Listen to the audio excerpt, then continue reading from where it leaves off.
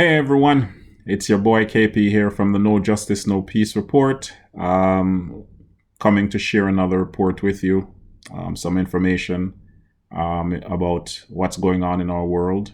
It's Black History Month, but we're also still dealing with the coronavirus, COVID-19 vaccines, all these different things. And I'm going to continue to be diligent and faithful in terms of pointing out these things to you. Check the description box all the time. I'll leave information in there so that you can verify what I'm saying or see if what I'm reading or what I'm saying to you based on what I've read is the truth, right? So yeah, I got lots of information I'll consistently inform you about and with. Subscribe, please hit that subscribe button, hit the notification bell so you know when I have posted something. For those of who have subscribed already, thank you very much. And, I appreciate the support and I appreciate the comments as well. I like the comments. So if for those of you who have been on here for a while, you notice that I've been, responding to some of the things that you say as well. And I'm respectful. I don't, dismiss anybody or, use bad language in my communication. All right. So thank you very much for that. So this story I'm going to share today, I have been calling this one for a long time and I knew it's going to happen simply because that's the world we live in when it comes to money, power. I would love to say that every single person in the pharmaceutical industry and in our government and in our world just thinks the best of human beings. And they want the best for human beings. But unfortunately, that's not the case. Money drives a lot of things. Look at this story here. I'm going to read it to you. Israel's coronavirus cabinet voted Sunday evening to expand the reopening of the Israeli economy and remove additional restrictions on public activity starting next week, Khan reported. The decision is aimed primarily, now listen to this, primarily at people who have received the coronavirus vaccine, while the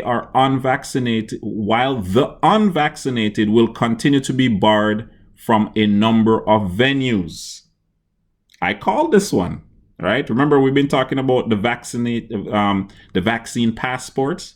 Israel seems to be pressing ahead, pushing ahead. Others are too, and I know it's coming, but I'm just putting it out there just so that you know. While street shops and houses of worship will be open to all, regardless of their vaccination status, limits on the number of people permitted to gather inside at any given time will remain. Other venues, however, will be reopened only for people with valid vaccination certificates, including hotels, without dining rooms, museums, gyms, malls, and shopping centers, swimming pools, and sporting and cultural events. I told you so, right? Israel, they're trying to vaccinate everybody in the country. Hey, if you want to vaccinate people, so be it.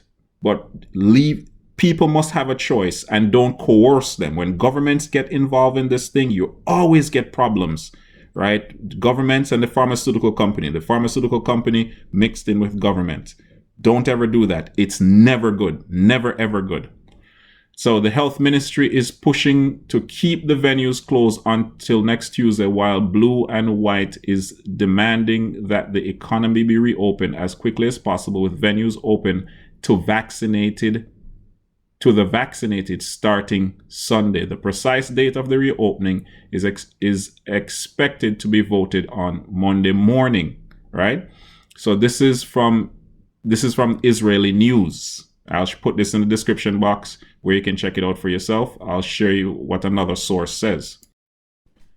So this is from the Business Insider, right? It says here, let me see the title. Israel plans to reopen gyms, malls, and hotels, but only for people who have been vaccinated. All right, this is from Business Insider.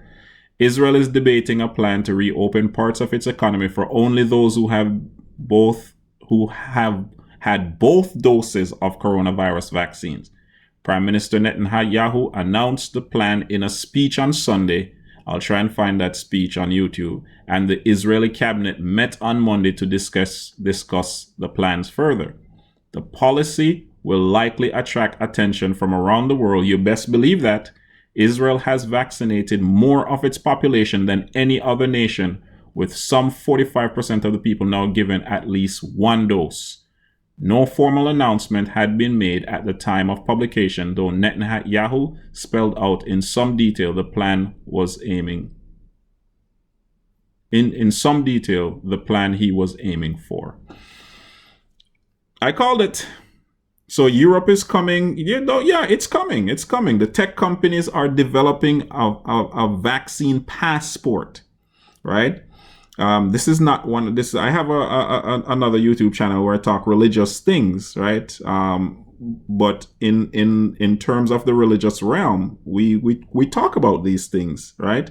But for here, we'll just keep it as, just a social justice health issue type thing. You need a passport in order to go to gym, to go to the malls, to go shopping. Huge problem with this situation here, right? But that's Israel. But whatever somebody else is doing, the other nations are watching because they want to do it too.